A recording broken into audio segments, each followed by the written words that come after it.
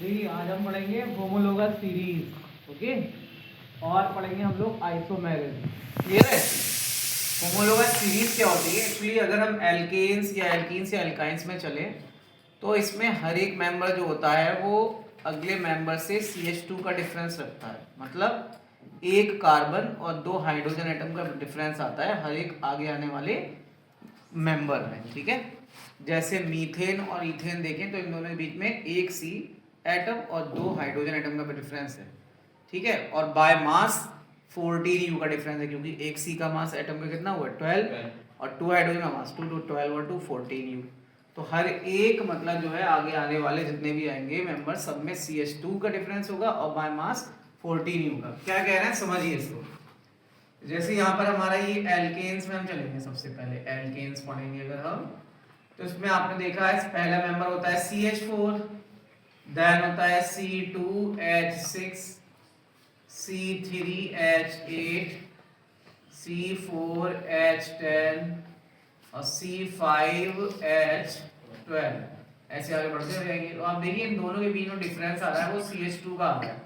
6 में से 4 गया 2H और 2 में से 1 C गया तो 1 C। ओके, इसी तरह से यहाँ पर भी आप देख लीजिए CH2 का डिफरेंस इन दोनों के बीच में, सेम इन दोनों के बीच में भी CH2 का डिफरेंस, इनके बीच में भी CH2 का डिफरेंस। तो एक सीरीज इस तरह से बनती चली जा रही है, इसी को हम बोलते हैं होमोलोगस सीरीज। मतलब हर मेंबर जो है वो CH2 से है। होमो मतलब होता है सेम, लोगस मतलब मेंबर, तो हर एक मेंबर CH2 का डिफरेंस रखना। और बाय मास 14 यू का, बाय मास 14 यू, एक सी का मास 12 और 2H का 2 हो गया, तो इसका मतलब 14 यू हो गया। ये क्लियर है भाई? ठीक है, तो इस तरह से एक सीरीज बन जा रही है, होमोलोगस सीरीज कहते हैं। ऐसे ही सेम एल्कीन्स में भी हो गई। अगर हम एल्कीन्स में चलेंगे, एल्कीन्स में पहला मेंबर होता है ethene C2H4, second member C3H6, third member C4H8, फिर C5H10। यहां पर भी सेम यही डिफरेंस है, CH2 CH2 CH2। तो ये कहलाती है होमोलोगस सीरीज कहलाती है। ओके, इसी तरह से अगर आप एल्काइंस में देखो तो एल्काइंस में भी सेम यही है। ठीक है, तो एल्काइन में आप देख लीजिए C2H2 होता है फर्स्ट मेंबर, फिर होता है C3H4 होता है, फिर होता है C4H6, फिर C5H8। तो सब जगह देखें आप CH2 का ही डिफरेंस आ रहा है। ओके, इसीलिए इसको हम बोलते हैं होमोलोगस सीरीज। क्या गलत है? Homologous series. समझ में आ गया? तो आप देखिए सब में CH2 का ही डिफरेंस है, तो एक सीरीज बन गई, इसी को हम बोलते हैं होमोलोगस सीरीज। क्या? Homologous series. By mass 14 you का डिफरेंस। ठीक है, हर एक नेक्स्ट कार्बन वाले कंपाउंड में, हर एक नेक्स्ट कंपाउंड में 14 यू का डिफरेंस। कितने का? 14। तो ये हो गया होमोलोगस सीरीज। इसमें इतना ही है, ज्यादा कुछ है नहीं। तो होमोलोगस सीरीज आप देख सकते हैं इस तरीके से बन जाती है। नेक्स्ट आता है आपका आइसोमेरिज्म। आइसोमेरिज्म के बारे में समझिए क्या होता है। आइसोमेरिज्म मतलब देखने में सेम है बट इनके स्ट्रक्चर अलग अलग हो जाएंगे। कहने का मीनिंग क्या है, ऐसे कंपाउंड्स जिनका मॉलिक्यूलर फॉर्मूला सेम होगा but they have different structural फॉर्मूले, ठीक है, are known as isomers and this phenomena is known as isomerism. आगे बात समझ में क्या कह रहे हैं समझो। सपोज आपके पास अगर पेंटेन है C5H12 होता है पेंटेन का फॉर्मूला। ठीक है, अब मॉलिक्यूलर फॉर्मूला ये रहने वाला है लेकिन स्ट्रक्चर अलग अलग आ जाएंगे। जैसे एक पहला स्ट्रक्चर पेंटेन का ये है जो हम लोग बिल्कुल नॉर्मल जो स्ट्रक्चर बनाते हैं, तो C5 देखो यहाँ पर ये हो गया हमारा C5 हो गया H12। अब ये एक स्ट्रेट चेन है और नॉर्मल स्ट्रक्चर बनाया हमने पेंटेन का, तो इसलिए इसका नाम isomeric name I am writing here isomeric name. तो this is called n pentane. क्या कहलाएगा? एन पेंटेन मतलब नॉर्मल पेंटेन। अब इसी तरह से हम क्या करेंगे, इसमें से एक जो ये लास्ट वाला हमारा जो है, ये देखिए लास्ट में CH3 इस तरह से लगा हुआ है, इसको लाकर यहाँ लगा दो ब्रांच पर, तो इसको अब हम लोग बोलते हैं आइसोपेंटेन। क्या बोलते हैं? आइसोपेंटेन, ये इसका नाम हो गया। हर बार में पेंटेन वर्ड क्यों आ रहा है? क्योंकि हैं 5C और 12H एटम्स हैं सब जगह पर। यहाँ पे भी देख लीजिए 5C और 12H एटम, यहाँ पे भी कितने सी हैं, 5 सी हैं और 12 H एटम है। तो इसका मतलब मॉलिक्यूलर फॉर्मूला सेम चेंज नहीं हो रहा है, मॉलिक्यूलर फॉर्मूला चेंज नहीं हो रहा है, वो सेम ही है, सिर्फ स्ट्रक्चर चेंज हो रहा है। ठीक, अगला देखिए स्ट्रक्चर क्या हो जाएगा इसमें, देख लो भाई, ये यहाँ पे इस तरह से हो गया और ये यहाँ पर इस तरह से आ गया। ठीक, तो इसमें भी क्या हो गया हमारा मॉलिक्यूलर फॉर्मूला सेम, स्ट्रक्चर हमारे डिफर हो रहे हैं। ठीक है, तो ये हमारा क्या कहलाएगा, अब इसका नाम क्या रखेंगे, इसको बोलेंगे हम लोग नियोपेंटेन। क्या बोलते हैं, नियोपेंटेन। क्या बोलते हैं, नियोपेंटेन। आ गया समझ में? Yes sir. ठीक, यस सर। अच्छा, तो ये तो हो गया इस तरह से 3 स्ट्रक्चर, इसका मतलब पेंटेन के 3 पॉसिबल स्ट्रक्चर्स हैं। अगर आगे हेक्सेन हेप्टेन आएगा, इनके और बढ़ जाएंगे, समझ में आया, उनके और बढ़ जाएंगे। तो यहाँ पर अब जैसे कि अगर वो एग्जाम में ये भी कह सकता है कि आप भाई इसके आपने आइसोमेरिक नेम तो लिखे, आप इसके IUPAC नेम भी लिखो, तो फिर आपको इसके IUPAC नेम भी लिखना पड़ेंगे। तो इसका IUPAC नेम तो सीधे सीधे हम लोग पेंटेन ही लिख देंगे, समझ में आया, पेंटेन लिख देंगे। इसका क्या हो जाएगा, एक लाइन में 4 आ रहे हैं, ज्यादा से ज्यादा एक चेन में कितने आ रहे हैं, 4, और एक मिथाइल हो गया दूसरे कार्बन एटम, तो हम लिखेंगे यहाँ पर 2 मिथाइल ब्यूटेन। क्या लिखोगे, 2 मिथाइल ब्यूटेन नाम हो गया इसका, क्लियर। और इसका हो जाएगा 2,2 डाइमिथाइल प्रोपेन, 2,2 डाइमिथाइल प्रोपेन नाम हो गया इसका। सही है बच्चों, क्लियर है ये? तो IUPAC नेम तो चेंज हो गया, बट आइसोमेरिक नेम में हर बार पेंटेन ही लिखना है आपको, समझ में आ गई ये चीज, क्लियर है? ठीक, तो ये हमारे 2 टॉपिक अभी हमने बताया आपको, होमोलोगस सीरीज और आइसोमेरिक। समझ में आ गई बात, क्लियर है? अच्छा, अब अगर देखें यहाँ पर, अगर हम हेक्सेन का देखना चाहते हैं कि हेक्सेन के कितने स्ट्रक्चर बनेंगे, ठीक है, तो देखते हैं कितने बनते हैं हेक्सेन के।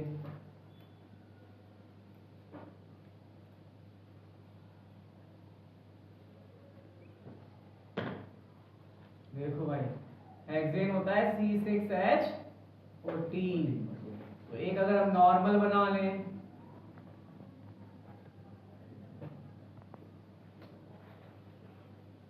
ठीक है भाई, एक तो ये बन गया,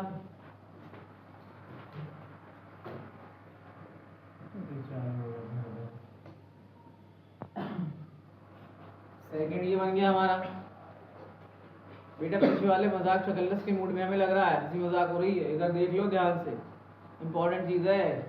क्लास में दिमाग बड़ा घूमेगा जब एग्जाम दे रहे होगे, एग्जामिनेशन हॉल में, यार ये सर ने क्या बताया था, ध्यान नहीं आ रहा, ध्यान नहीं आ रहा, फिर ध्यान ही नहीं आएगा, वोल्टेज उड़ जाएगा उस टाइम पे, समझ में आया?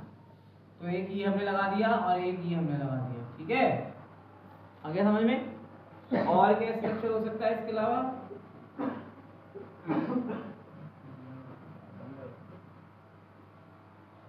ये भी हो सकता है कि भाई, ठीक है, ये भी तो हो सकता है, क्लियर? तो ये इसके इतने स्ट्रक्चर बन जा रहे हैं, इसके बन गए ये हमारे हेक्सेन के बन गए। अच्छा, एक और देखते हैं क्या एक और बन रहा होगा, देख लेते हैं, यहाँ पर लग नहीं रहा, यहाँ बन जाए, नहीं बनेगा, कितने हो गए, 5 हो गए, यहाँ लगा दिए, तो लॉन्गेस्ट चेन जो ये बन रही है, ये वाला फिर ऐसा ही हो गया, ये तो है ना, ये वाला सेम है, इसका मतलब हेक्सेन के यही मतलब जो है स्ट्रक्चर बन पाएंगे, समझ में आ गया? तो 4 पॉसिबल स्ट्रक्चर बन गए हेक्सेन के, ठीक है ना? तो देखो अगर यहाँ पे देखते हैं हम लोग, इसका नाम क्या होगा, अगर IUPAC नेम देखें इसका, हम तो क्या बन रहा है, ये तो ब्यूटेन है, एक लाइन में कितने आ रहे हैं, एक स्टेट का ज्यादा से ज्यादा कार्बन चेन कितने आ रहे हैं, 4 आ रहे हैं। अगर ऐसे चलते हो तो 1 2 3 ऐसे चलते हो 1 2 3, लेकिन ऐसे 1 2 3 4 आ रहे हैं, ऐसे चल लो 1 2 3 4 या 1 2 3 4 ही आ रहे हैं। तो ब्यूटेन तो नाम है ही इसका, और 2,2 डाइमेथाइल ब्यूटेन, 2,2 डाइमेथाइल ब्यूटेन, और यहाँ पर ही वही है 2,2 डाइमेथाइल ब्यूटेन, तो ये और ये लगभग सेम ही है, समझ में आ गया? बस ये स्ट्रक्चर ऐसे करके वो स्ट्रक्चर ऐसे करके बना दिया, तो सेम ही है, ठीक है? तो ये हेक्सेन के स्ट्रक्चर है। अब देखो यहाँ पर इसको वही नॉर्मल हेक्सेन, ये आपका आइसो हेक्सेन, ये न्यू हेक्सेन, इसका नेम क्या दोगे, इसका नेम IUPAC वाला लिख दोगे, समझ में आ गया? क्लियर हो गई बात? तो इस तरह से हम लोग को जो है आइसोमर्स बनाना होते हैं, डिफरेंट हाइड्रोकार्बन्स जो भी दिए होंगे। हेप्टेन होगा तो हो सकता है हेप्टेन में और एक नंबर बढ़ जाएगा उसका स्ट्रक्चर का, समझ में आया? 5 वाले में 3 स्ट्रक्चर थे, 6 वाले में 4 बन गए, तो हेप्टेन वाले में इसका मतलब 5 बन जाएंगे। क्लियर? तो इसमें इतना ही था आइसोमेरिज्म में, और होमोलोगस सीरीज में इतना ही था। ठीक है, ओके। चलिए देखिए भाई, अभी एक यहाँ पर हमारा छोटा सा टॉपिक है इसमें, जिसको हम बोलते हैं एल्कलाइन हाइड्रोलिसिस ऑफ एस्टर। क्या? Alkaline hydrolysis of ester. जो इसमें जो बनेगा कंपाउंड वो बनेगा सोडियम इथेनोएट। ओके, और ये एक सोप, मतलब क्या कहते हैं, सिंपल, बिल्कुल सिंपल सोप मॉलिक्यूल का जो है वो फॉर्मूला होता है। ठीक है, तो इस रिएक्शन को हम लोग जो है एल्कलाइन हाइड्रोलिसिस जो एस्टर करते हैं, इस रिएक्शन को हम लोग सैपोनिफिकेशन भी बोलते हैं। क्या बोलते हैं? सैपोनिफिकेशन। तो हमारा जो एस्टर बनाता वो बनाता है इथाइल इथेनोएट। क्या बना था? आपका जो स्वीट स्मेलिंग कंपाउंड बना था कार्बोक्सिलिक एसिड। जब कोई कार्बोक्सिलिक एसिड किसी अल्कोहल से रिएक्शन करता है तब एक स्वीट स्मेलिंग कंपाउंड बनता है जिसे हम बोलते हैं एस्टर। ठीक है, यहां पर हमने क्या दिखाया था आपको? हमने दिखाया था इससे पहले कि इसमें था आपका इथेनॉल और इथेनोइक एसिड। तो इन दोनों की रिएक्शन कराई थी, इथेनॉल और इथेनोइक एसिड की, और उसके बाद उसे हीट करते करते बीच में थोड़ा सा 1-2 ड्रॉप डालते हैं सल्फ्यूरिक एसिड की, तब इससे एक भीनी भीनी सी स्मेल आएगी, मीठी मीठी सी स्मेल लगेगी आपको, दैट इज कॉल्ड एस्टर। वो जो बन गया ना कंपाउंड जिसकी स्मेल आ रही है वो एस्टर है। और कौन सा एस्टर है? इन दो की वजह से जो बनेगा that is called ethyl ethanoate कहलाता है। क्या कहलाता है? Ethyl ethanoate, sweet smelling compound ester यानी कि। तो जो ये एस्टर है जो किससे बना था? ये एस्टर बना था आपका, किससे बना था? जब एक कार्बोक्सिलिक एसिड ने रिएक्ट किया था अल्कोहल से। किससे रिएक्ट करा था? अल्कोहल से रिएक्ट करा था, अल्कोहल। और हमारा वो कार्बोक्सिलिक एसिड कौन सा था? CH3COOH, ethanoic acid, plus C2H5OH। तो इससे हमारा बना CH3COO C2H5, और ये रिएक्शन हुई थी कॉन्सेंट्रेटेड H2SO4 की प्रेजेंस में। और हमने बताया था कॉन्क H2SO4 को हम लोग यहाँ पर जो यूज हो रहा है इसका एज अ डिहाइड्रेटिंग एजेंट काम कर रहा है। क्या काम कर रहा है? ये क्वेश्चन मोस्टली हर बार आ जाता है कि H2SO4 का क्या यूज है एस्टरिफिकेशन में, तो आप लिखोगे it is used as an dehydrating agent. तो ये वाटर मॉलिक्यूल बनाकर निकाल देगा। तो देखो यहाँ से CH3COO हुआ, यहाँ से टूटा, और C2H5 हो गया। अब ये OH और ये एक H मिलकर वाटर बना देंगे, तो इसीलिए ये वाटर मॉलिक्यूल बन गया यहाँ पर आके। ठीक है, H2। अब हमें क्या करना है? इसी, ये कहलाता है हमारा इथाइल इथेनोएट। इथाइल इथेनोएट है ये। ओके, इथाइल इथेनोएट है। CH3COO C2H5 is known as ethyl ethanoate, और यही एस्टर है। इस एस्टर की अब हम लोग को करना है एल्कलाइन हाइड्रोलिसिस। क्या करना है? एल्कलाइन। एल्कलाइन मतलब क्या है? कोई एल्कलाई लेंगे, यहाँ पर हम NaOH लेंगे जो आपके सिलेबस में भी दिया हुआ है। तो अब हम करेंगे यहाँ पर एल्कलाइन हाइड्रोलिसिस। क्या करेंगे? Alkaline hydrolysis. Alkaline hydrolysis of ester. ठीक है, और इसी को हम लोग बोलते हैं सैपोनिफिकेशन। क्या बोलते हैं? सैपोनिफिकेशन। तो यहां देख लीजिए, यही एस्टर हम लोग ले रहे हैं CH3COO C2H5। ठीक है, और इसकी एल्कलाइन हाइड्रोलिसिस ये हमने ले लिया NaOH। ठीक है, अब इसे हीट करेंगे तो इससे बन जाएगा, ये यहां से टूटेगा CH3COO से और जाकर जुड़ जाएगा इस Na के साथ। ठीक है, तो ये बन गया हमारा CH3COO Na। ये बिल्कुल एक सिंपल सोप मॉलिक्यूल है, इसी को बोलते हैं सोडियम इथेनोएट। सोडियम इथेनोएट, और प्लस देखिए बना क्या? C2H5OH। क्या बना? इथेनॉल। Yes, C2H5OH। मतलब ये जो था, ये हमारा एस्टर, ये हमारा एस्टर जो था कभी जिस अल्कोहल से बना था वही अल्कोहल इससे वापस आ गया निकल के। समझ में आया नहीं आया?